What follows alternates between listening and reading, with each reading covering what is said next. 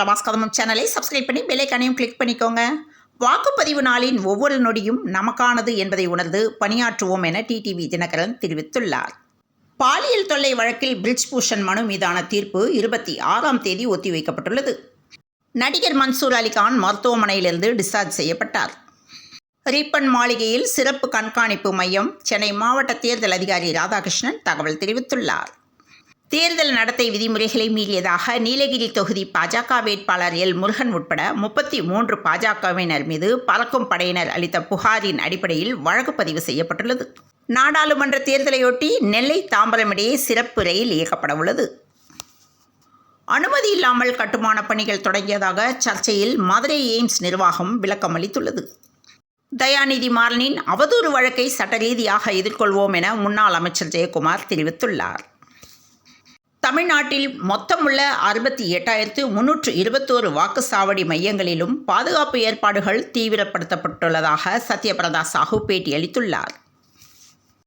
ஆந்திர முதலமைச்சர் மீது தாக்குதல் நடத்தப்பட்ட விவகாரத்தில் தெலுங்கு தேசிய கட்சியினரின் தூண்டுதல் பேரில் நடத்தப்பட்டதாக போலீஸ் தகவல் அளித்துள்ளது. மெட்ரோ ரயில் பயணிகள் கவனத்திற்கு வாக்குப்பதிவை முன்னிட்டு மெட்ரோ ரயில் நேரத்தில் மாற்றம் செய்யப்பட்டுள்ளது.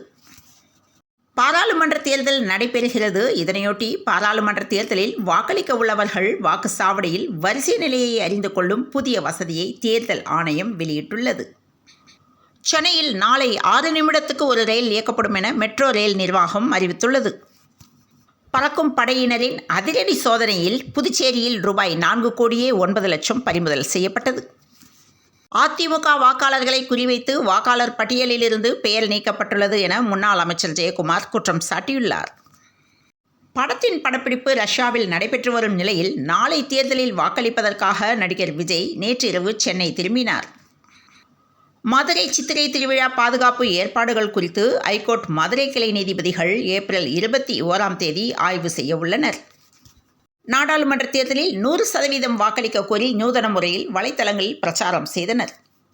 இந்தியாவிலேயே முதல் முறையாக தமிழ்நாட்டில் தயாராகும் ஜாகுவார் லேண்ட் ரோவர் காரிற்காக டாடா மோட்டார்ஸ் ரூபாய் 9,000 கோடி முதலீடு செய்கிறது.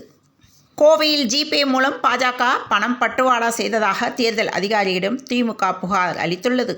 ஒளிமயமான எதிர்காலத்தை உருவாக்க மக்கள் நலன் சார்ந்த ஆட்சிக்கு இந்தியா கூட்டணியை ஆதரியுங்கள் என செல்வ பெருந்தகை பேசியுள்ளார். மக்களவைத் தேர்தலுக்காக தமிழகத்தில் 19,000 துணை இராணுவ படையினர் குவிக்கப்பட்டுள்ளனர்.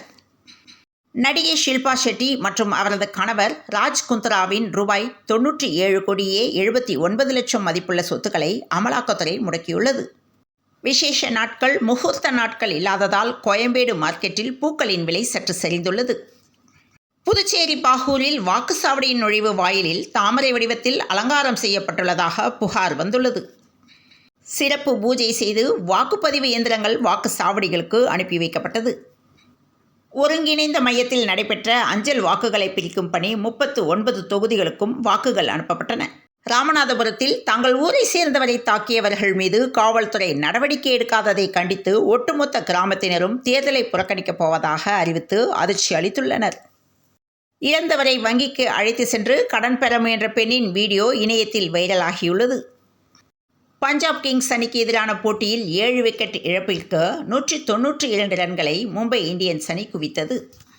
மும்பை இந்தியன்ஸ் அணிக்காக அதிக சிக்சர்களை எடுத்து ரோஹித் சர்மா சாதனை படைத்துள்ளார். தமிழகத்தில் இன்றும் நாளையும் வெயில் அதிகரிக்கும் என வானிலை ஆய்வு மையம் தகவல் தெரிவித்துள்ளது. இணைந்திருங்கள் பிரபாஸ் கதமம் செய்திகளுடன். இன்றைய நாள் நல்ல நாளாக அமைய வாழ்த்துக்கள்.